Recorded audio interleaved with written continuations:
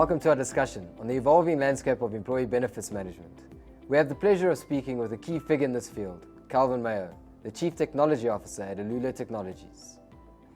In our conversation, we'll delve into the challenges, technological advancements, and potential future directions in employee benefits management.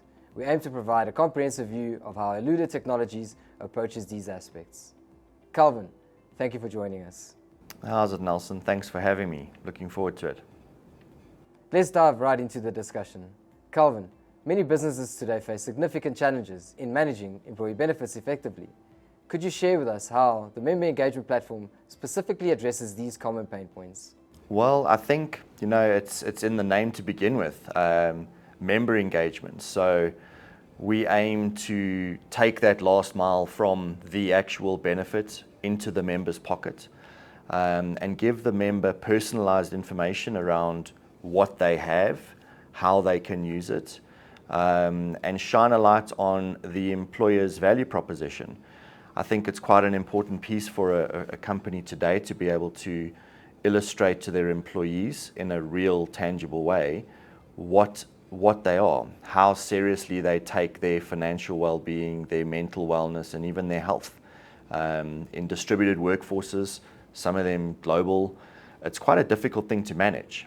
So having something that measures itself on bringing members back and helping them understand, educating them and engaging them is an invaluable tool. You can monitor benefit spend, you can monitor engagement with certain benefits or even uptake.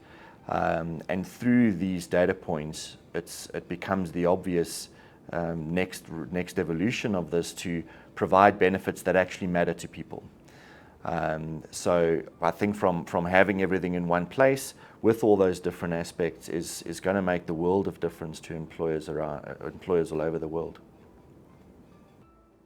It's really great to hear, the shift in being more member-centric, sort of really, creating that value, but also looking at the experience that the members, can have with their benefits. So it's really exciting to hear how that is evolving. The landscape of workplace benefits and employee expectations is constantly evolving. Can you explain how the Alula solution has adapted to these changes, perhaps more effectively than traditional platforms? Well, I think the approach that we've taken has evolved over time. So there's the obvious support the benefits that are contractually committed to by the corporate through mechanisms like pensions and life and income protection and that type of thing. But the evolution for us has been adding more value to the member and by extension the employer. Specifically things around health, mental well-being. Those topics are quite prevalent today, and in a distributed workforce where we don't come to the office that much anymore, that sense of being able to stay in touch with people and have those insights into how people are doing is lacking. The technology exists today to actually augment the traditional benefits. The technology exists today to align benefits that you may already have with hotspots of issues that exist within your organization, savings habits, mental wellness, health scores even, so you might pick up that a certain member is hypertensive. That's how good these technologies are getting these days. Interventions can be put in place for this type of thing. So I would argue that, as much as the traditional stuff is there and all these new things are there, I think we're taking it into the new age where we're getting much closer to that person. And why I think that person is more important to focus on is we've all had the one-size-fits-all benefit. We've all had the pension that we don't understand and we hear from once a quarter and we don't really know how it fits into the rest of our portfolio. The time for that type of engagement is long gone. The take-up of some of those platforms is low. One of the providers shared with us that their platform, sure, it's looking inwards and it's only their product, is below 5. Whereas where we focus on the actual employee or the member, they have products all over the place. They have medical aid and income protection and gap cover and funeral and pensions, etc. Most of the time with different providers, a lot of the time different brokers. But that complication around how you deliver that EVP to your member is not their problem, really.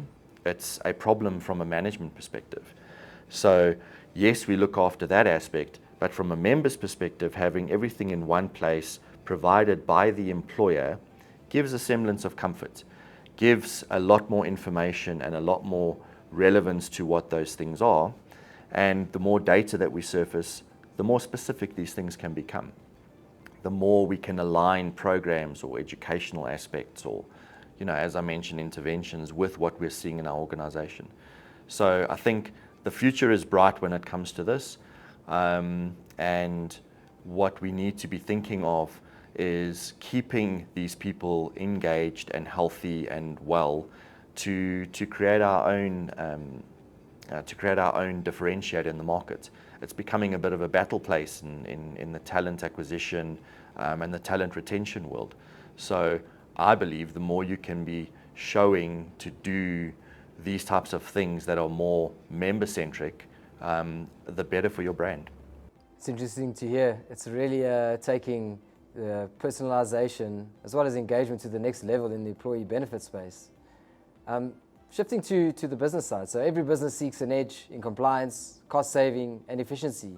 In what specific ways does the platform provide this competitive advantage over standard industry practices?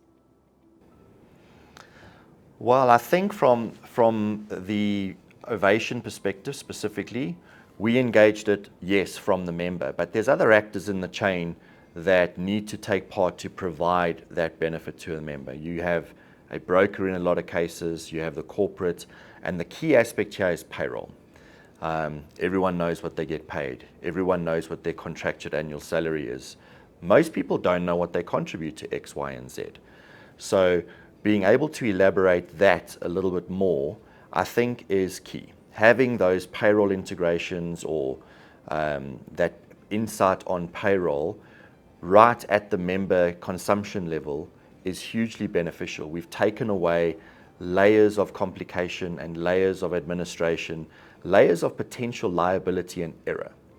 If a member, for example, in a pension hands in a form to do a switch, if that gets lost by corporate or the pension fund provider, they're on the hook.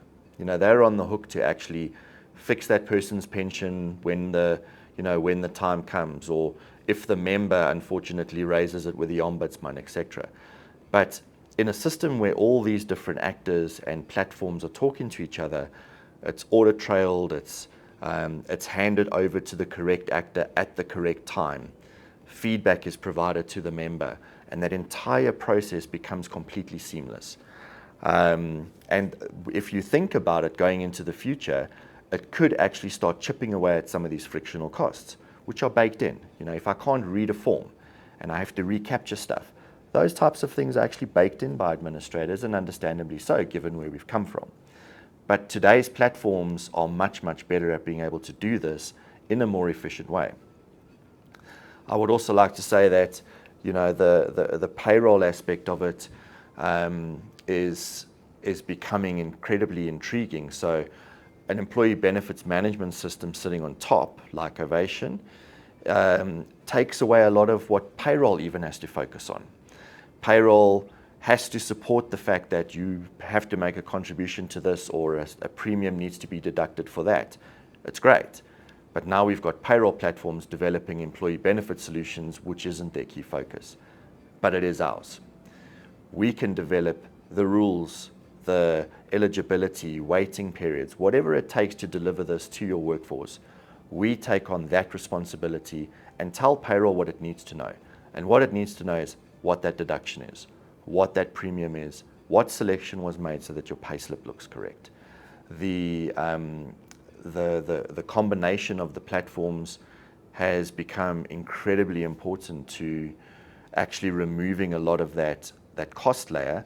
And from a corporate's perspective, I would strongly believe that once you've taken that entire paper layer away from your staff, your HR, they can go and focus on your people, which is why you hired them in the first place. And that in turn makes your company more personable, which can only help, which can only define your brand or differentiate your brand a bit more. That makes a lot of sense. Thinking about relieving those manual challenges can only sort of increase confidence in the processes around that, and which obviously is a great benefit for members. We're witnessing a technological revolution in HR management systems. How does the integration of cloud-based technology in the platform align with these broader trends? Well, being a cloud-native application to begin with has really enabled us to integrate at scale and very quickly. Payroll providers are coming along on the journey, providers are coming along on the journey, all with a view to looking at the member and making it a little bit more seamless. The toys that we have today are so much more better from a development perspective. In 2000 and pre-2010, I would argue was quite rudimentary, and quite labor intensive. We can, with the technologies today, using cloud, using some of the cloud platforms out there, everything from integration platforms to payroll, etc., enables us to get there quicker. I don't think the age of waiting 6 months for something new or whatever to drop is around anymore. With what we have today, we can drop new features, we can drop new integrations in weeks. It's not necessarily the old adage of long development cycles and testing cycles and that type of stuff, which enables us all, every one of those actors, to address a person's needs quicker. And that for me is utopia, because the last thing we want is 6 months to wait for something simple, where it's really important to how I look at this benefit or how I can use this benefit. And having to wait 6 months because there's some convoluted development cycle in the background, again, isn't my problem. I want to be able to interact with it faster, and the employer also wants me to interact with it faster as it provides value to them, that you're happy. Great. Your closing thought. Looking into the future, how is the platform preparing to navigate and lead the upcoming shifts in employee benefits management? What's your vision for continuing to disrupt the industry? So I think partnerships are a big one for us. We have our strengths. We have a lot of tools in the shed. We're cross-pollinating a lot of them. So offering health scans and health scores as an employee benefit is the best example right now. Partnerships are important because I think it's important that we all do what we're best at. So payroll is good at being payroll. What they need to do from their compliance and tax perspective is quite a bit different from what we need to do from an employee benefits perspective and even a member engagement perspective.